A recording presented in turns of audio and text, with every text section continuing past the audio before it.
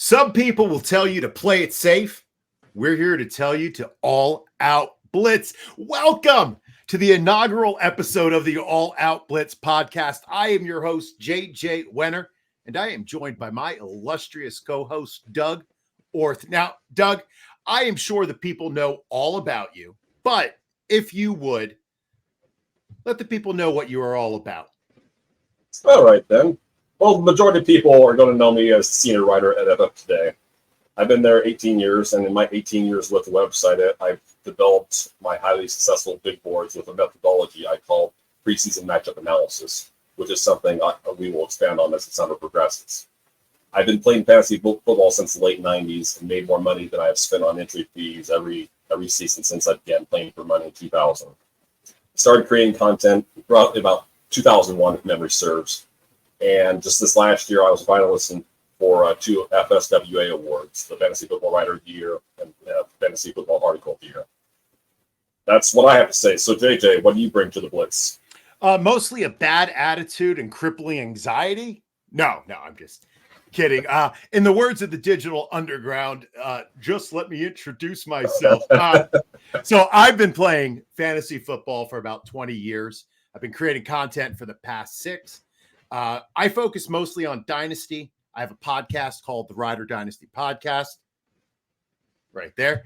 It's on IDP Plus with my buddies Joe Harlow and Jamison Hutchinson, and we cover all things draft and dynasty related. However, if we're talking about our strengths, I generally don't bloviate a little too much about myself, but my strength lies in my ability to learn. I'm a lifelong learner. I want all the information. I want all the data, not opinions. What I'm good at is I'm able to aggregate information from a variety of sources. So I listen, I read, and I learn. I listen to a bunch of different opinions, hopefully from people I trust, such as Doug. He has always been one of my most trusted consiglieres. Oh, I butchered that word. Sorry, my mom. My mom's Italian. She would murder me for that. But that's it. I take all that information, sort it in my brain, and I apply it to my leagues. And that's me in a nutshell. Help. I'm in a nutshell. Sorry. Austin Powers. So, yeah, before we dive into the meat of the show, I'd like to say a few words about what I hope to do each week on the Blitz, or I should say what we hope to do each week on the Blitz. This is not going to be a show where JJ and I desperately try to increase viewership by saying ridiculous things or trying to one-up each other with hot takes. That's not what this is going to be. Everything we do here will be with the intent on helping people make sound decisions and winning their leagues. I think it is important to establish that right off the top. We will hit more often than we'll miss, and we will miss on occasion, okay? But I want everybody to understand every opinion will be the product of the same research that hasn't allowed me to have as much success as I've enjoyed in this hobby. I play to win, and I expect nothing less from anyone and everyone who watches us moving forward. And with that, JJ, I'll throw it back to you. Yeah, we play to win, right? We want to help you win your leagues. That's why we are here. So give us your feedback, drop comments, reach out to us on Twitter. You see both of our Twitter handles. Ask us any questions that you may have. And to kick off tonight on the pod, we're going to be breaking down the draft from the perspective of landing spots. Where did all of our favorite fantasy targets land? And most importantly, is it a good fit for them? But I'll tell you what is a good fit. Our comprehensive 2024 IDP Plus rookie guide is here. Get the rookie draft guide for a limited time for only $9.99. The latest version includes all of our post-draft information and feedback that you need to dominate your drafts. So check out the link in the show description and download your copy today. Now, Doug, we saw something happen for the first time in NFL history with 6 QBs going in the first 12 picks. You were on the Rod Pod last week, and we were discussing whether we thought Nix and Penix would even crack day one. Right? Because that's where the betting lines were at. Yeah. Now, to you, does this say anything about the current state of the NFL, or is it just a reflection of how some front offices operate? JJ, I think it's a combination of both, although I think it reflects the desperation many teams feel when they don't feel as though they have the long-term answer position. The rookie salary scale that was put in place almost 15 years ago has made it easier for teams to take gambles at the position and move on in a few years if it doesn't work out. With that said, teams also know when they feel they have their guy after the first year, CJ Stroud, for example, their perceived window to make a run at the Super Bowl is officially open. They can apply the $40 million or so that they might use on top of a line veteran, i.e. Kirk Cousins, and on at least one or two of the new members of his supporting cast. Basically, what I think Chicago is hoping to do with one of the guys we're going to discuss here in a second, Caleb Williams. Yeah, well, let's just jump into Caleb Williams then. He goes to the Bears. It's funny, your best team fit. You said the Bears. What do we think about Caleb landing there? Well, the Bears have made it very clear with their offseason addition that they will throw the ball early and often in 2024. It's hard to imagine a team setting a rookie quarterback up for success any better than Chicago did this season. DeAndre Swift, Keenan Allen, Roma Dunze, Gerald Everett, adding those guys to an offense that already had DJ Warren, Cole Kmet. Williams will be the team's unquestioned starter as soon as he signs his contract and should, at least for fantasy purpose, be considered a reasonable low-end QB1 right away.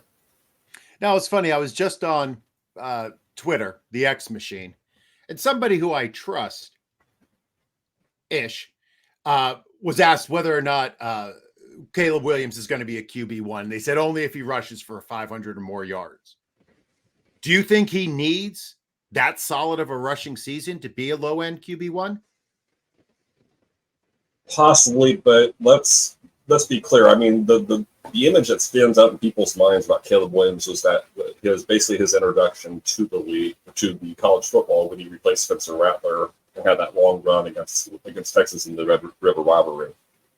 The guy's athletic enough. He could probably push for 500 yards. I don't think he's going to get there, but if we're getting the volume out of him that I believe, I think Chicago. Yeah, let me start over again. DeAndre Swift isn't a bell cow back that's going to handle 300 carries. Okay, they don't have anybody. They're going to be lucky as a team if they run their running backs if they combine for 350, 375 carries. This is going to be a pass first team.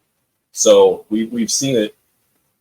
He offers enough of a rushing floor, and then if we talk about that kind of passing volume where maybe they're throwing 38 times a game, he'll get there. He'll get to 4,000 yards. He'll probably get to 25 touchdowns. That's probably the bare minimum of what you need to be a QB1 nowadays, but it's certainly possible. All right, 4,000 yards and 25 TDs. Is that your? All right. No, I'm not projecting for another couple months. Okay. But okay. But 17-game season, if he stays healthy, I think that's entirely doable. And one of the things I said in my write-ups at FF today, you know how funny it is when we watch Bears games and they'll still invoke the name Sid Luckman. Sid Luckman last played in 1950. Chicago has never had a 4,000-yard passer. Just to give you something. Yeah, I know Roma Dunze was, somebody asked him about the Bears' all-time receiving record, and it was like 4,000 yards. And I don't know his exact quote, but it was like, in the career? Like, I'm getting that in 3 years. I'm getting that before the end of my contract. man, oh man. Yeah. Listen, the Jets are the same type of team. I'm a Jets fan. Sorry, everybody out there. Right. Until Ryan Fitzpatrick had that great year with Marshall and Decker. JJ, what does this mean? The number of Super Bowls we've won? The lasting image of the Jets right there. Jets are terrible. All right, sir. Well, a team that is turning it around with a good GM who pretty much had a phenomenal draft this year. Yeah. The Washington Commanders took Jayden Daniels at number 2. How do you feel about that fit? First of all, durability figures to be the biggest obstacle, certainly as long as the Commanders have questions on the offensive line and Daniels, and you've all seen the shots that he took. If you read my profiles or if you just tuned into the Anti-Daniels podcast, you'd see the hits that he took that were basically unnecessary as a runner. With that said, he's probably headed to the one place that will allow him to play most like he did en route to winning the Heisman last year. With Cliff Kingsbury, it's probably going to be a shotgun spread attack that will allow him to be the dual threat that he was last year. as long as the expectation is that he may only play 10 or 12 games this year, and I think that's realistic given his frame and the way he puts his body on the line. As long as the expectation is 10 to 12 games, I think fantasy managers should be thrilled if they can get him as a QB2. When he plays, I think his upside is a mid-range QB1. And how do you feel about his ability to mesh with the weapons that are on the team? Oh, beautifully. I think Daniels is probably underrated as a deep thrower. He doesn't have great arm strength. He has good enough arm strength. And I say that because Terry McLaurin is a great deep threat, but the other thing is Terry McLaurin is also a very good route runner. Terry McLaurin wins at every part of the field, so I'm not really concerned about there. Both primary receivers there, Jonathon, Dots, and McLaurin, they're going to be playing for the best quarterback that they've had in Washington this year. So, and then we may get into some of the other weapons, but I mean, you got Austin Eckler. Daniels he's not like the typical mobile quarterback that has trouble checking down. He showed plenty of willingness to check down at OSU.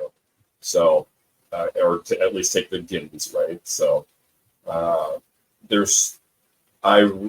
as far as year one contributions, I would expect Daniels to outperform Caleb Lloyd. Interesting. All right. Well, let's move on to the third pick because quarterbacks. Yeah. I will say on a per game basis because I think there's a better chance Williams stays healthy. Okay. But I think when he plays, you're going to love what you get from him. Man, I'll be honest, that does worry me though. Yeah, like I think about Anthony Richardson, who looked so good, but then got hurt. As it should. Right? So I don't know. I'm still a little bit nervous about Jayden Daniels, only because of that injury risk. And I hope he can learn, what Lamar kind of learned is how to avoid those big hits, and live for the next down. Yep. But, that's a little curse of being young, right? When you're young, you're going to live forever. They have to get hit by a 300-pound, 28-year-old to understand the meaning of life. One of the things I didn't say until I got a little bit older is youth is wasted on young. And yeah, that seems to be it for young players. Yeah. Young everybody. All right. Well, let's go to New England. Like no good player has ever said. Oh, is that too? Oh. Sorry. I apologize to New England fans. All right. So Drake Maye, man who's known for never coming off of his first read, goes to a team where there is no first read. What do we think about the landing spot for Drake Maye, sir? Wow, I think you read my stuff, damn it. Of course. Well, let me start off by saying this. My high-end comp for Maye was Trevor Lawrence, and my low-end comp was Drew Lock, which should tell you everything you need to know about the range of outcomes I believe are possible for him. I probably watched and studied 8 of his games, loved how consistent his deep ball was, and how comfortable he was throwing into tight windows. Conversely, he is mostly a line drive thrower. His short range accuracy is spotty. I can't tell you how many times I saw him miss a guy in the flat, just for example. And it's not; those aren't as easy throws as they look, but you expect a guy taken in the top 3 to be able to hit those. And then I didn't see, just like you said, I didn't see a lot of evidence of his ability to be able to get to a second or third reading progression. Especially as the Patriots begin their rebuild, he's going to need to be able to find a secondary receivers on a regular basis. As far as what we're talking about in redraft, he's going to probably start the year. I'd be willing to bet he probably doesn't see his first start until late October, early November, as Jacoby Brissett hopefully gives him. And he's one of these guys. The first 2 guys we talked about probably don't need that ramp-up period. Drake Maye needs that ramp-up period. And I'd honestly be happy about this Patriots fan if he sat all year. I don't think he's ready for. He talks about being. I've heard him and I've heard other people say he's Justin Herbert or he's Josh Allen. Slow your horses. Let's get him some weapons first. Yeah. But I'm not sure. I just told you what my high end and low end comps of were, and I did not see Josh Allen, and I did not see Justin Herbert. And I watched 8 games of his last year and this year, 2022 and 2023. Even at his best, with Josh Downs being his primary receiver, 2 years ago, did not see somebody that, wow, this is QB1 overall number one pick type of player. Interesting, and besides weapons, the Patriots could also use some offensive line help, which makes me a little bit nervous for him. I think Brissett is going to help him a lot. I hope Brissett starts for the full year. I mean, that's a consummate professional. He's played in so many different schemes and on teams that I think that wisdom could really help Drake grow and just sort of figure it out. I'm hoping because I really do think he needs that little bit of a helping hand. Now, the surprise pick of the draft, I guess, came at 108 with Michael Penix going to the Falcons. How do you feel about that landing spot? Well, as you all know, and about everybody else, every other red-blooded football fan out there knows, Atlanta has been thrashed in the media for this selection. And while I understand why it would cause such a reaction, it is also really not as bad as the majority of fans or media think it is, especially if the team love his skill set, and by all the indications they do. Before the draft, I'm going to ask you a question, JJ, here, and it's maybe more of a rhetorical question. Before the draft, how many of the same people criticizing the pick now believe the Falcons were the favorites to win the NFC South? I would say probably a third to close to a half, right? Okay. GM Terry Fontenot was right in his explanation for making the pick. Atlanta should not be picking in the top third of the draft again anytime soon. So if you're looking at Kirk Cousins being a 2-year investment, then and you're not going to pick again, if you're going to pick in the 20s for the next 2 years, then you're giving up, 3 first-rounders to come up to get the quarterback. Might as well get your guy now. I'm not saying I support the pick. I'm saying what I would have done it, but I understand the logic. Anyway, assuming the Falcons can keep their core together for multiple years, Penix's strength as a deep ball thrower should mesh beautifully with Drake London, Darnell Mooney, and Kyle Pitts. We know the last two guys are serious speed threats. For Mooney's 4-3, Kyle Pitts, we know he can get deep as a tight end. Drake London has probably been underutilized as a deep threat, just because he's a great contested catch receiver.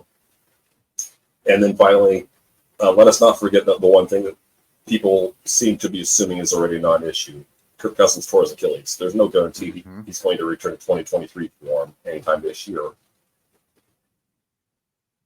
Yeah, especially early this year. Yeah. They're going to need somebody to start off the year. I don't know. I think I agree with you. When it first happened, everybody had the oh my God face, right? Like nobody knew it was a shock to a lot of people. But I can kind of understand an older owner like Arthur Blank never wanting to be in the situation that he was again last year.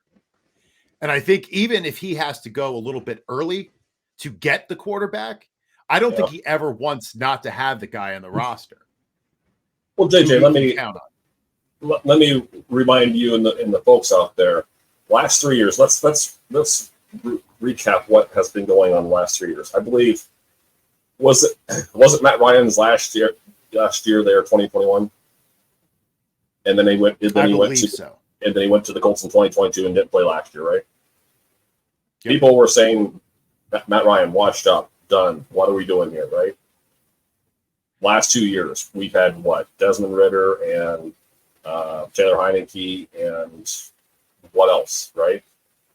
That's 3 years of bad quarterback play. Do you as an Atlanta fan, or do you as a fantasy football fan want to see Bijan, Drake, and Kyle Pitts continue to be wasted? I mean, no. London's already getting close to his fifth-year team option, so we got a small window here of getting these guys, and if you can get them all re-signed and whatever, then you've got a nice young core for 3, 4, 5 years after Cousins may or may not be cut. I understand what they're thinking. Again, I'm not sure I would have done it, but I understand what they're thinking. Well, I always bring everything back to the Jets because it's a Jets podcast. But with Aaron Rodgers on our team, and I'm not happy about that, but with him on the team, like my first thought is, well, what happens when he goes away? Right? Because he's an old QB. Kirk Cousins is an older QB. Like, and I don't want us to have one good year with Rodgers and then have Brees and Garrett just sitting there next year with nothing, like nobody to throw him the ball. You know, I mean, we'll talk about the QB they drafted a little bit later, but I wouldn't have been against the Jets. I mean, not taking a QB at 10, but, you know, investing a pick. I was hoping for Pratt, but we'll talk about that in a minute. Yeah. All right, sir. Well, let's move on to pick 110 with J.J. McCarthy going to the Vikings, as everybody thought was going to happen. Minnesota is probably one of the few landing spots in which McCarthy should be expected to have success. I don't say that because of a lack of pass attempts or his meager college production, but just some of the holes in his game, like inconsistent ball placement, throwing blindly and under pressure and giving up too much ground to buy time under pressure. I'll tell you what, I've been doing this. I've been doing draft profiles for roughly 10 years now. I don't remember the number of times. I don't remember any quarterback giving up ground as often as McCarthy did when he was under pressure. It was almost Fran Tarkenton like. Yep. So when you say giving up ground, can you just explain what that means? So yeah, so I mean, so think of the line of scrimmages at the 40-yard line. You take your 5-step drop. Your first receiver isn't open, so then you bail out to the left. Then you're still waiting. Then you come out. You continue to give up ground. Come out to the right, and while you're buying time for your receivers, you're also losing ground. So if you do get sacked, you're losing 20 yards instead of 5. That kind of thing. Yeah, Lamar Jackson does that every once in a while, especially in the playoffs. And yeah, it was like a 20-yard loss on a sack. And I won't say it's fine for Jackson, but it's more understandable with Jackson than it's McCarthy. Don't get twisted though. McCarthy's a good athlete. He's not Lamar Jackson kind of athlete, and that's where the difference is. Continuing on though, Kevin O'Connell, head coach Kevin O'Connell, has proven to be a very good influence on quarterbacks over his relatively short time as play caller, which is obviously a good thing for McCarthy. And again, one of the reasons why I think he's going to work out here. It's hard to get much of better supporting cast than Justin Jefferson, Jordan Addison, and T.J. Hawkins, and I know he's hurt, but let's focus on the big picture here. So McCarthy is a good bet in my mind to succeed, even though I think he was more of a back end of the first round type of prospect. Okay, so all right, so J.J. McCarthy, does he need to sit for a year, or can he start? No, well, I mean, I think he's going to start no matter what. But I would prefer. I think he needs less polish than Drake Maye, for example. But okay. I wouldn't mind. I don't know how much benefit a rookie quarterback gets from sitting the first 4 weeks, for example. But I wouldn't mind if he sat September, and then if Sam Darnold was really not performing. Sam Darnold-ish? Yeah, if he's not performing well, then I can see bringing him in October, because one of the things I don't personally care about this, but I think the fans do, is if you can see how bad the alternative is first, then you're even more hyped to get to see the rookie come in. And then you're like, okay, Sam Darnold was this. JJ, please just give us a 1-to-1 touchdown to interception ratio. Give us X plus 1. Just a little bit better. You just have to be a little bit better. And listen, it's not hard to be a little bit better than Sam Darnold. Oh, come on. It's not. Listen, actually, it might be, because Zach Wilson tried and failed. I'm trying to be a little bit better. I didn't think we could go backward, and yet we did. JJ, the show's called the All Out Blitz, and you're bringing the blitz on the quarterbacks, and I'm trying to offer protection, and you're bringing the blitz. Well, listen, it's an All Out Blitz. You have to max protect, baby. All right. Last quarterback of the first round went at 112. Bo Nix, Mr. I don't throw more than 10 yards down the field. Ended up going to Denver. I mean, is it going to work?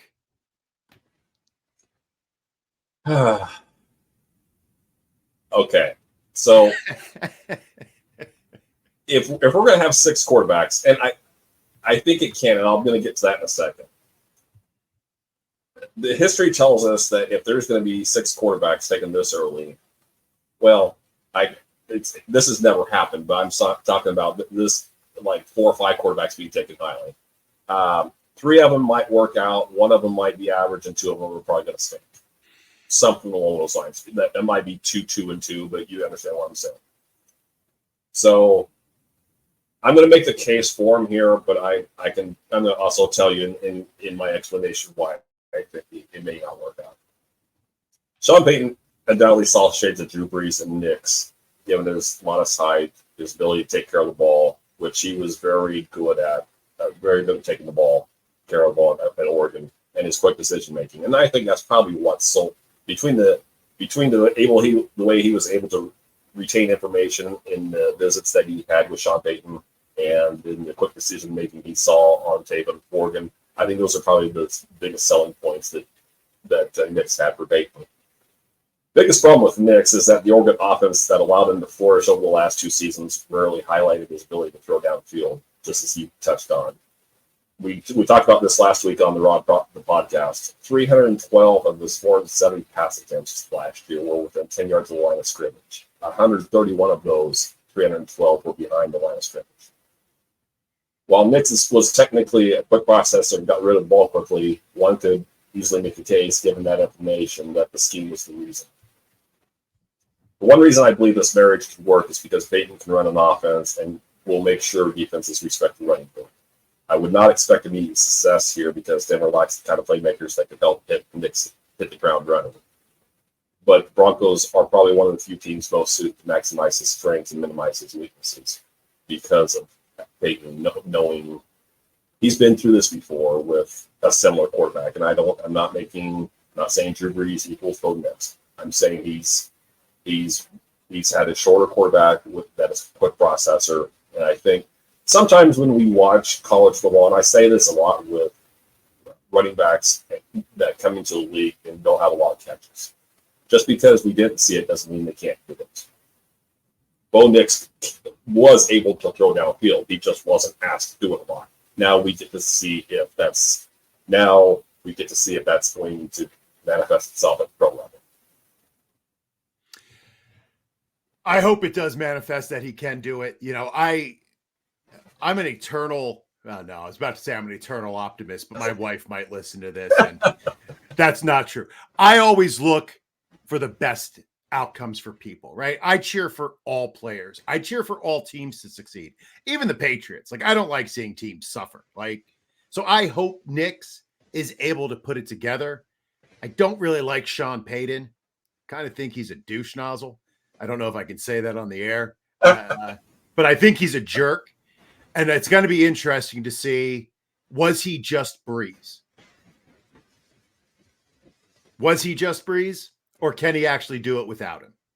Yeah, it's fair. But I'll tell you what, even as we saw that Drew Brees' career and his arm was starting to decline in those later years, Payton was sharp enough and smart enough to rely more heavily on the ground game and still do the things that Brees, even a lesser Brees, was able to do.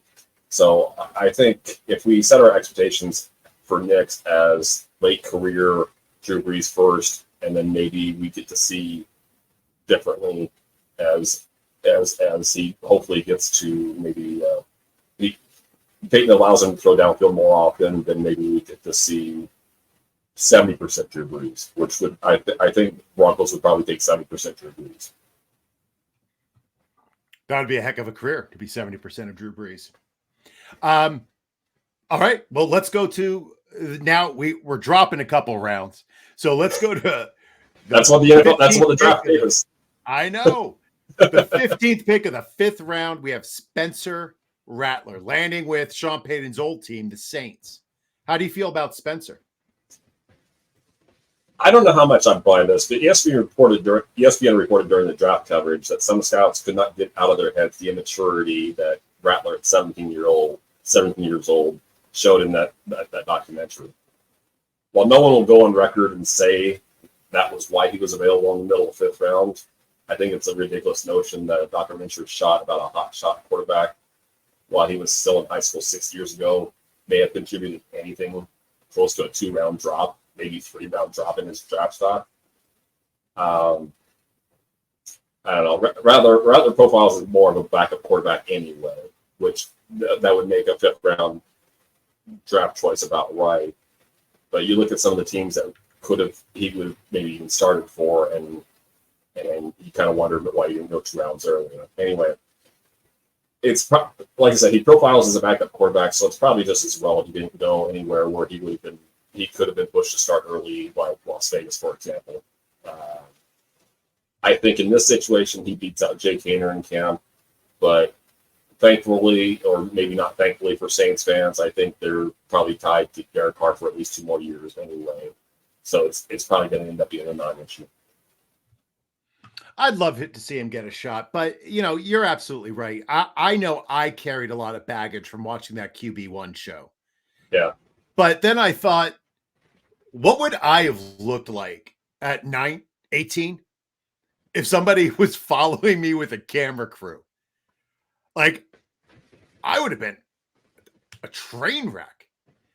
Like, there is so much growth that happens in those years and maturity that just naturally happens.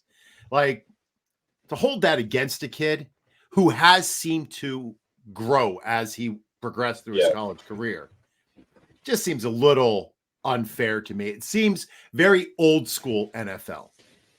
And think about it like this too. So I believe that the year that Rattler came out, I believe he was either the number 1 prospect in the nation or the number 1 quarterback in the nation. Okay, you're already dealing with that at 17, 18. You already have enough people telling you how great you are, and now Netflix wants to do a documentary on you. What do you think is going to happen? Do you think it's, oh, you know what? I go to church every Sunday. I give my girlfriend a kiss on the cheek, and I don't have any ill thoughts. I don't have any sick thoughts of any kind. Come on, let's get to know the guy what he is now. Keep it in the back of your mind what you saw in the documentary, and if that shows while you're interviewing him, fine, then drop him off your draft board. Otherwise, take him for what he is now. There's a reason that show's not on the air anymore, and it's probably because people didn't want to, they were smart. All right. Well, the last quarterback we're going to talk about, went to the Jets. Woohoo! Jordan Travis at 536 to the Jets. What do you think about Jordan Travis? Is he the savior I've been waiting for? Well, given the shortness of my explanation coming up, JJ, sorry. Look, hey, they showed some nice foresight to scoop him up with a late 5th-round pick. But let's be real. Aaron Rodgers probably wants to play 2 more years. Tyrod Taylor just signed a 2-year contract.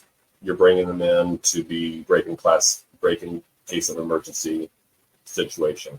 However, I would take Jordan Travis over what they had last year. So, at least from that perspective, you're giving yourself a chance. Whereas last year, when Rodgers went down, I'm surprised they won that Week 1 game against the Bills, and then we got to see how ugly it got after that. So, yeah. Oh, we sure did see how ugly it got. We sure did, Doug. Well, when we're talking about landing spots, if you want to find the perfect landing spot, check out Expedia. We are thrilled to announce our new partnership with your one-stop shop for the best prices in the travel world, Expedia. With Mother's Day on the horizon, Expedia is the place to make it specials for the mom in your life. Get 10% or more off at over 100,000 hotels worldwide and 30% off when booking a flight with your accommodations. Check out the link in the show description and get your next adventure planned today. Expedia. I feel like just saying the sponsor name one last time at the end, like a little button. What do you think about that? You know they love it. So yeah, Expedia. Well, we're going to be trying this out and seeing what fits. So Doug, now overall, this was considered a pretty poor running back class, with the first running back not being selected until the middle of the second round. Do you think GMs agreed? I think I hate the term draft capital, but in terms of what we saw with draft capital with these guys, yeah, I think they agreed to a degree. We've already seen what we think is the evaluation of the position anyway. So, I mean, it's going to take a special prospect to get in the first round as it is, right? So,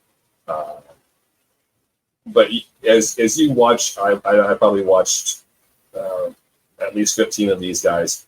You see enough traits. You see a lot of players that can be good backups, slow-in starters, but you don't see any of those truly special guys. You don't see the guy that can juke everybody out of his shoes, has home run hitting speed, and has 50 catch upside all in one package. You see one or two of those things, but you don't see all three or three or more in the same package. So, yeah, I think just based on the fact that the earliest one I think was 214 with the guy we're going to talk about here real soon. I believe he was the number one running back for me, and I understand why he went first off the board. But you also, with each of these guys, you're just like, oh, please just show me this, please just show me that, and it's sometimes you just don't have a class. Sometimes you have a class that just doesn't have one of those special guys. Now, do you think it's because they weren't asked to do the different things, or that they were unable to do it, so the coaches were like, we're not going to do those things with these backs? Yeah, that's always there with them kind of lies the rub with these running backs quite often. One of my bigger complaints about college football, and we can talk about this with tight ends next week. Tight ends don't get used in near enough in college football. But by the same token, there's an obvious advantage when you talk about some of these guys, and we'll talk about maybe a handful of them. Their obvious strength is as a receiver. You're a 190-pound back with great quickness. Get him singled up on a linebacker. Why are we running him 200 times in between the tackles when we can get him 40, 50 catches? And so I think college football does a poor job of sometimes utilizing common sense with these guys. I don't know if that answers your question, but so what you have to do sometimes is with the 2 or 3 clips that you get, okay, does he have a good hand position when he catches the ball? Does he I don't know if our folks here know what an angle route or a Texas route is, but it's basically like a V cut out of the backfield, and you're trying to get the linebacker to go one way, and you're trying to go over the middle of the field. And those aren't hard routes to ask these guys to run. But you look, okay, did the guy I'm looking at, did he run a sharp V cut? Did he run a sharp enough Texas route there where I can see that happening at pro level? Every once in a while, you might get somebody that gets used like Alvin Kamara, who they'll get trusted to run option routes, for example, and your mind is just blown up.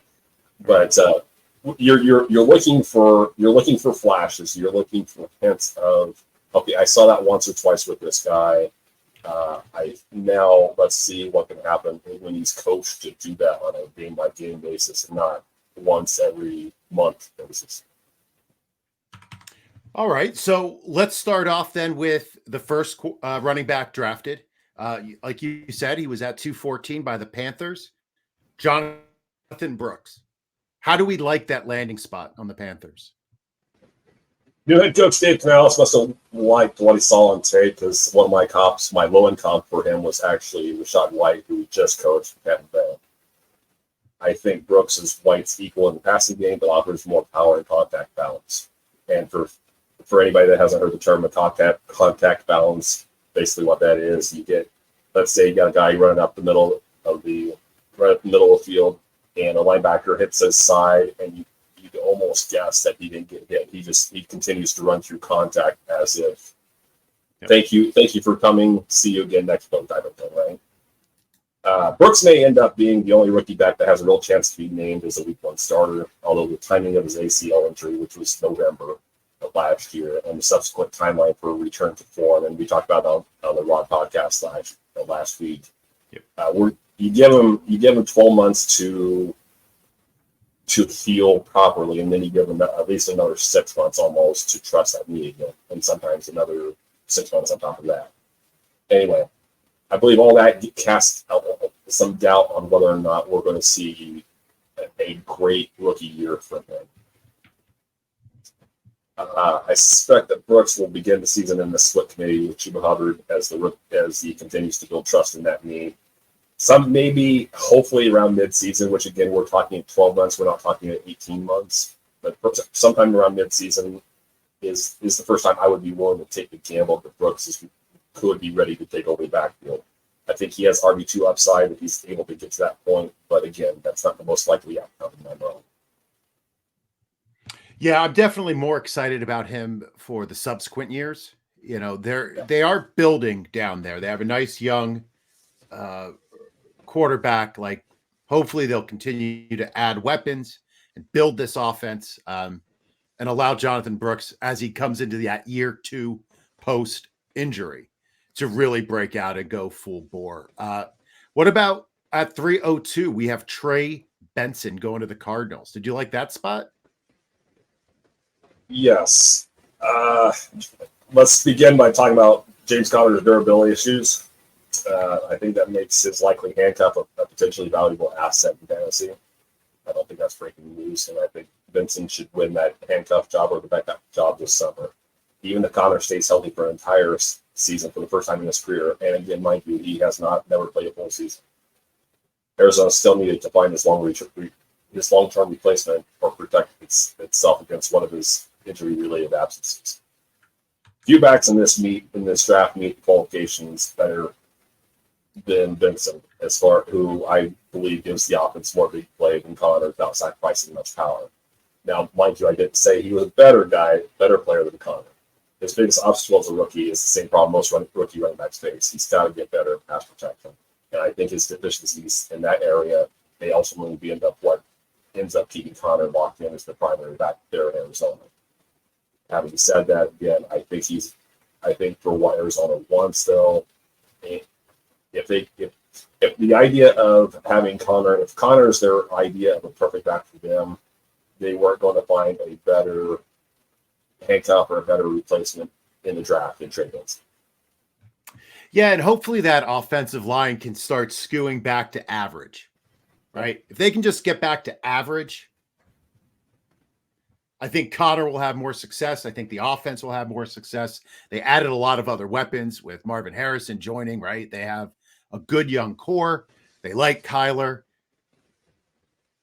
Conner's not going to be there forever. Right. So, I think Trey Benson definitely has a little bit of a shot there, especially, like you said, with Conner's durability. Now, everybody seemed to think that this next running back was going to go to LA. They just thought the other LA. So at 319, Blake Corum went to the the LA Rams. How do you like that landing spot? I like it.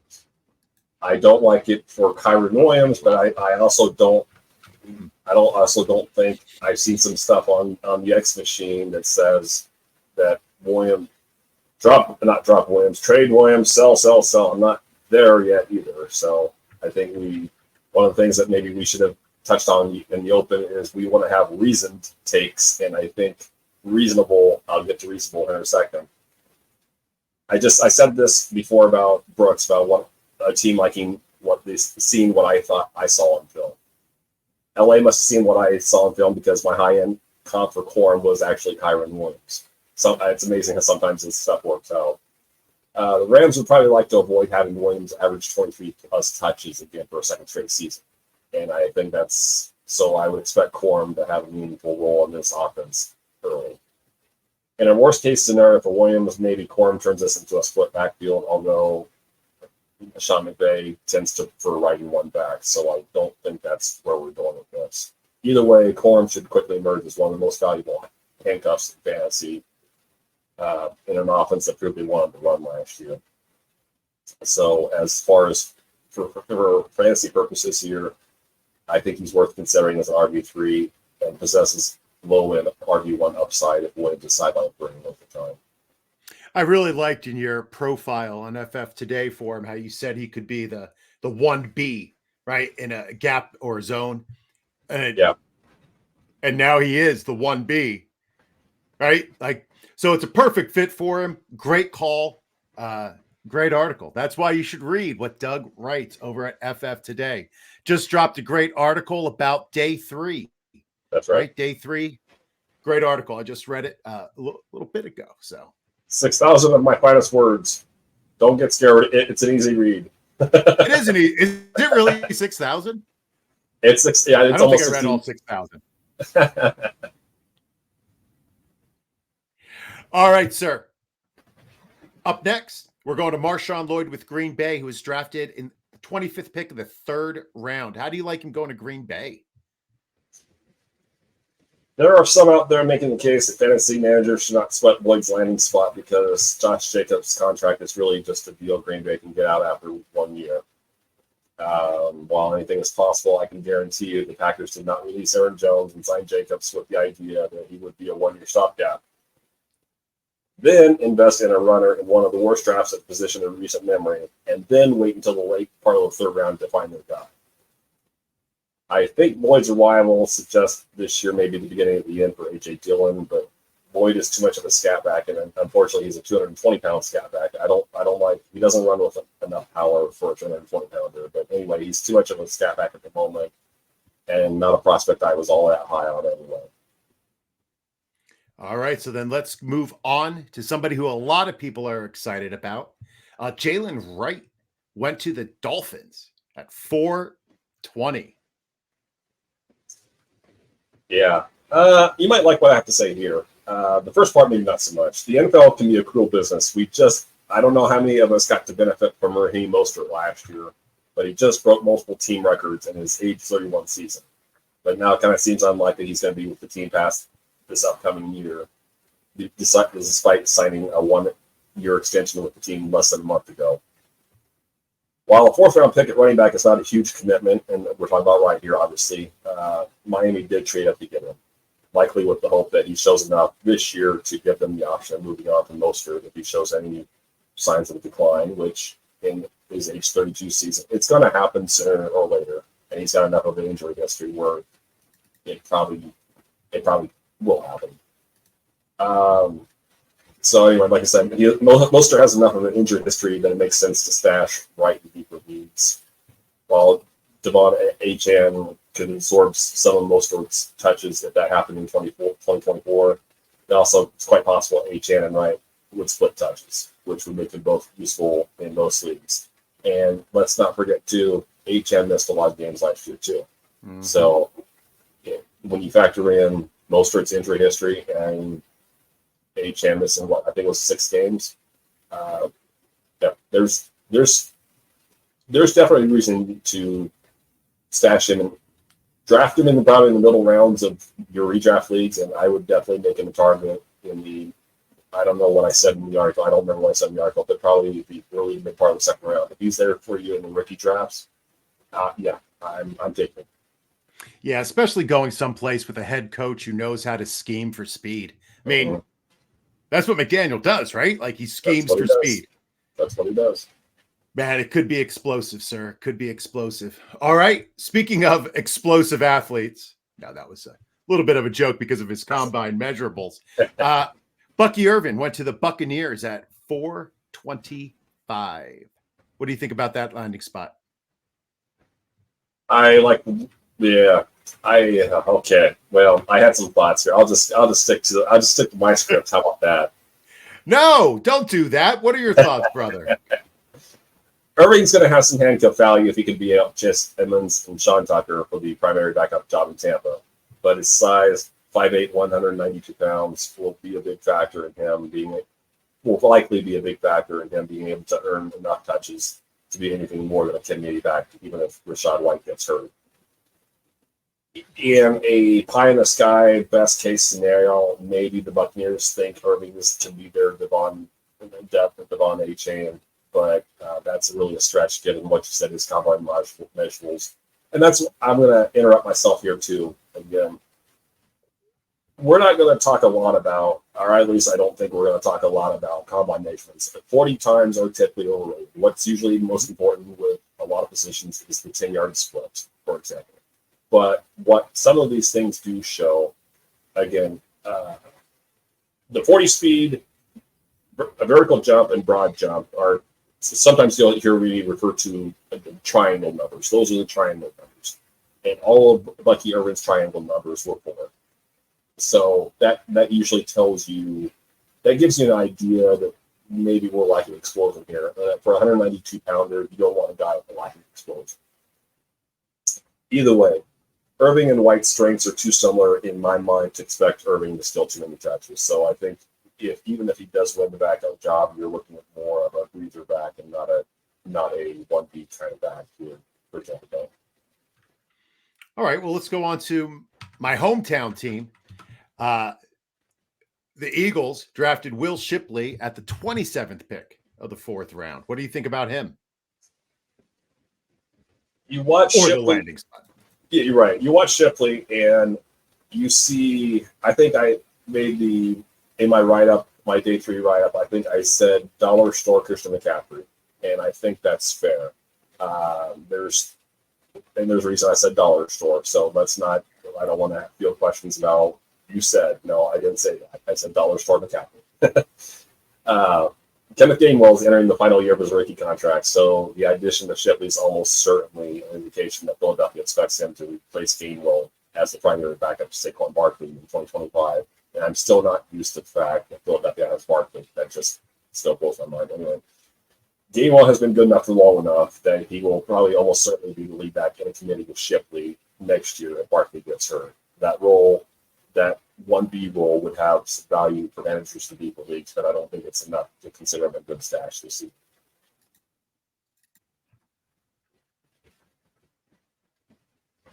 All right. Well, let's go to my favorite running back in the draft. I love this guy. Nice. Ray Davis went to the Bills at 428. How do we like that landing spot? I'm a little excited, but tell me if I'm right in that. JJ, as always, you are right. This is one of my favorite. Hold on. Let me write down the time you just said that. Put the timestamp on that, would you please? Oh, it's on. This is going to be a short. This is one of my favorite 4th-round picks. Davis will almost certainly begin the season as James Cook's primary backup, if not his committee partner. I hope for Davis's sake that the Bills understand how to use him better than they did Zach Moss. I can see Davis sharing goal line work with Josh Allen at the very least. And of course, I think we understand that Josh Allen is the primary goal line option. But I think when the Bills drafted Zach Moss, they had the right idea. I just don't think they had the right play caller. And I think now they may have the right play caller. So I think the idea all along has been to reduce the number of hits on Josh Allen. And I think Ray Davis might end up being part of that solution. In an offense that figures to lean more heavily on the run without Stephon Diggs this year, I think he has RB3 upside with Cook healthy and high-end RB2 upside if he misses time. Yeah, I was kind of amazed. I was looking a little bit closer at the PFF numbers from college for Ray Davis and the last year for Cook. And the similarity, and not only like how they both attack the outside, like they're very similar running backs and how they were utilized in this past year, like a lot of outside runs to the left or the right. But so, and I also like Ray Davis's receiving options. Like he's a good receiver. Yes. But man, so is Cook. Like, I don't know. I'm a little confused because it seems like that Spider-Man meme where they're kind of pointing at each other, even though, like, you know, Ray Davis is 20 pounds bigger. Right. Yeah. That's just it too. I think while they have similar, I don't even want to say they have similar games. While they have similarities, we're talking about. I would put Davis in the power back category, even though he has good lateral agility, even though he can make guys miss. Cook is more lateral agility guy who can. He can. I suppose he could run over a guy from time to time, but that's not what you want him doing, right? So, and one of the things that we saw toward the end of last year with when Joe Brady took over calling plays on offense was they were more committed to the run. And I think we're seeing this isn't a death blow to Cook's fantasy value, but I don't think for people that might have been thinking of him as maybe I don't know if people were thinking of him as a top 24 pick in the draft, top 36 pick in fantasy drafts. I think we're probably looking more for a 5th round type of down there.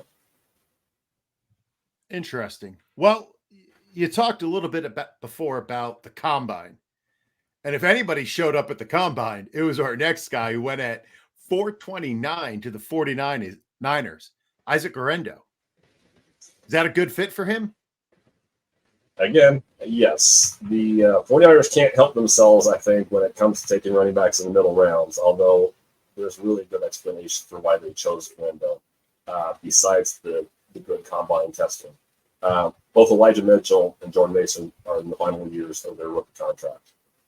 Mitchell and Mason will probably make Guerendo irrelevant for most of this season, but he's definitely somebody I want to be stashing in Dynasty, especially if I'm the Christian McCaffrey owner. Well, speaking of high-priced backups, Braelon Allen went to the Jets. I am not a fan of Braelon Allen. My son kind of talked me off the edge, but is this a good landing spot? For fantasy, immediately for redraft, no. But I'm as torn on Allen as probably any prospect, certainly any running back prospect I've analyzed lately, and I'll get to that in a second. As anybody who loves the Jets knows, Breece Hall is firmly entrenched as the feature back in New York. So anybody that they bring in is going to be battling, in this case, Israel Abanikanda for the backup job. Now, here's the part that has me conflicted. If Allen can find the form that made him such a revelation as a freshman in Wisconsin, then we're talking about somebody that the Jets could conceivably use in a 1-2 punch or a 1-2, like maybe Thunder. Yeah, I guess Hall could be Lightning. Yeah, let's go. It'd be a weird Thunder and Lightning, but at least I could see if you give me freshman year Braelon Allen, I would say he has a real shot at 8 to 10 touches per week, even with Breece Hall help. But we haven't seen it. We didn't see that after his freshman year. We saw a guy, a 235-pound running back, that he can run people over, but he rarely did. It was I won't say he was shying away from contact, but he wasn't embracing it either. This is one of those guys that you want to just show me. Come on, Braelon, just turn it back to 2021. Just show me 2021. Anyway, as things stand now, I think Abanikanda is going to enter camp as the early favorite. Either way, I don't expect Hall to lose much work to either guy, and I would expect Abanikanda and Braelon Allen to share work if Breece Hall misses time. So, yeah, I'll leave it go. Allen is one of those guys who you're just waiting for the other thing. Like, you're just waiting for him to show up. Like, he can get almost in the right position for pass blocking and then not quite do it right. Right? Like this, like you're saying, he's in position to run somebody over, to use his size, and he doesn't. I'm just hoping he can put it together. Hopefully he won't be facing the same stacked boxes that he faced in Wisconsin. So that should help him a little bit more. Still a little bit nervous.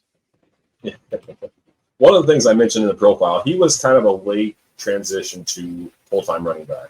I believe, if I recall, they decided to make him a full-time running back before the spring or maybe it was during summer camp of his freshman year.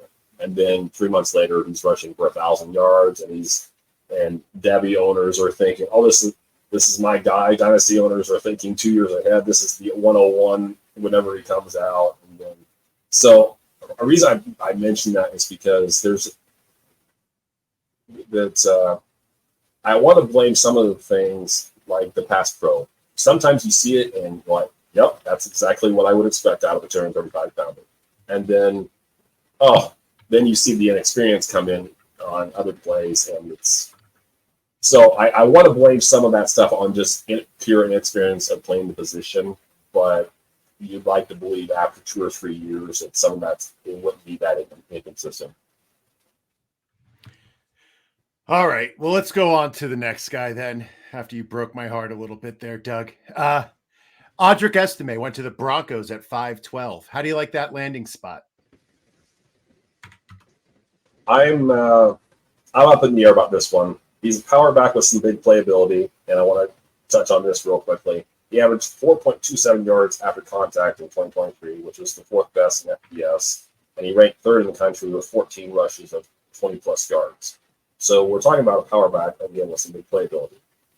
Problem is, Javonte Williams currently occupies that role in Denver, and I know what his career hasn't progressed like many would have expected, but you want to know about a guy that can break tackles and break off long runs when he's right, it's Javonte Williams.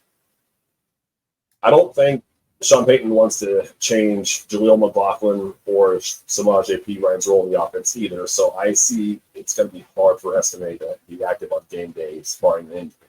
So I think it's one of those situations he only gets in and gets a chance to show himself if one of those first 3 guys get hurt. Otherwise, I can see. I want to believe what he is he's the plan for Javonte Williams after Javonte Williams moves on. That's what I want to believe. But as far as redraft, I don't see a lot of value here. Well, somebody who landed in a landing spot that I love is our next guy who went to the Giants at the 31st pick of the 5th round, Tyrone Tracy Jr. Do you like his landing spot because you hate the Giants, or? Oh no, I have nothing against the Giants. I just think he's I don't think there's a lot in front of him that would scare me. Again, mark this one down. JJ is right again. New York's one of those few spots. Exactly. Yeah, exactly. 9:09 Eastern time. New York's one of those few spots that need. New York's one of those few spots that needed an infusion of talent running back. And so it seems a little bit comical to me the Giants drafted one who didn't commit to the position until his 6th and final college season. And yes, he spent the first 5, pretty much the first 5 at receiver. So you're saying, Doug, okay, why are you trying to sell me on a guy who played running back for one of his 6 college seasons? What could he possibly bring to the table, right? He has a real sick shot at overtaking Eric Ray and winning the backup job behind Devin Singletary. So he should have handcuff value in redraft right away. The reason I think he may be worth a dice roll in redraft is that because his background as a receiver could give him a leg up on Singletary on passing downs. And last but not least, if things work out the way I believe the Giants want them to, I think they are hoping that Tracy is their version of Tony Pollard. Well, that would be a very positive outcome for him. Well, let's finish up with our last running back, picked at the 5th slot of the 6th round. Went to the Chargers, Kamani Vidal. How do you like his landing spot? Along with Ray Davis, Vidal was probably those were the 2 biggest surprises, the 2 biggest pleasant surprises for me in my viewing, in my studying of the running backs. As you well know, it's no secret the new regime overhauled most of the offense this spring. LA is going to enter a camp with J.K. Dobbins, who is no sure thing to return from his Achilles. And I don't know if you've talked to I want to say you've talked to our friend Jesse Morris. He continues to put it out there. Seemingly year after year. There's one guy that's come back from an Achilles, one running back that's come back from an Achilles injury, and it took him 4 years, and that's Deontay Foreman. So Dobbins is no sure thing to make the team or return to form, regardless of what he's saying right now. And you got Gus Edwards leading the backfield. That's what you got. That's what you have is you have Dobbins, who's no sure thing to make the team, and you have Gus Edwards, who seemingly tries to replace him every year and make him the backup guy, right? So how long it stays Dobbins and Edwards is probably going to depend on Vidal's ability to adapt to the pro game quickly after dominating at the University of Troy. Of the 12 backs I studied the most, Vidal graded out as number 5, if that gives you any indication. He went the 6th round, he was my fifth best prospect at running back. 5'7" and 213 pounds. He reminds me of a less explosive Maurice Jones-Drew. And some of his best traits, just like MJD's, burst, contact power, a contact balance and power, and his pass protection skills. And if you do any kind of searches, be it on the X machine, or you'll see Vidal with some of the best pass blocking that you can hope for from a college running back prospect. So that's usually the thing that holds rookie running backs, especially late round rookie running back picks, from seeing the field. So if you're telling me that he already has the willingness and the ability to do that, that's somebody I'm looking at. I don't think it's a stretch to say that Vidal could lead this backfield with some likely things. Dobbins not returning. Edwards maybe starting to show some age. If those things happen over the course of the summer and early fall, again, I don't think it's a stretch to say that Vidal could lead this backfield. Well, something that's definitely going to happen, Doug, in the summer is Mother's Day. And Mother's Day is almost upon us, friends. So don't get put in the doghouse with a boring gift. Trophy Smack has fully customizable belts and rings for the special mom in your life. Let her know she's the best with a flashy token of your appreciation, and make all the world's best mom's coffee mug givers run and hide. We only have a few weeks until the big day, folks. Head over to TrophySmack.com now and use the promo code IDPGuys to get a free championship ring with the purchase of a custom trophy or belt. Check out the link in the show description and win Mother's Day. I'm not going to lie. I think if I got my wife a Trophy Smack belt, I might get Trophy Smacked with that belt. But no comment. But you should definitely. Mothers would love it. Well, Doug, so long, farewell. Auf Wiedersehen, adieu. It's time to say goodbye. Doug, where can the good people find you, and what do you have cooking? Well, as we established on the podcast last week, we both have boring Twitter handles. So as you see on the screen, at Doug Orth on Twitter. I won't be putting out regular content now for FF Today until probably early June. I will be in the lab working on that content. I just won't be releasing any of it until late May, early June. I will publish before the end of this week. I will have published my rookie rankings for Superflex and for one quarterback leagues. So I guess you can be on the lookout for that. As far as that, and I'm sure you're going to plug this at some point, you can also tweet the show here, All Out Blitz, FF. And those are the places that you can find me.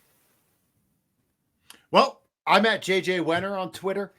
You can catch me on the Rider Dynasty podcast this Friday with Jameson and Joe breaking down our favorite landing spots for rookies.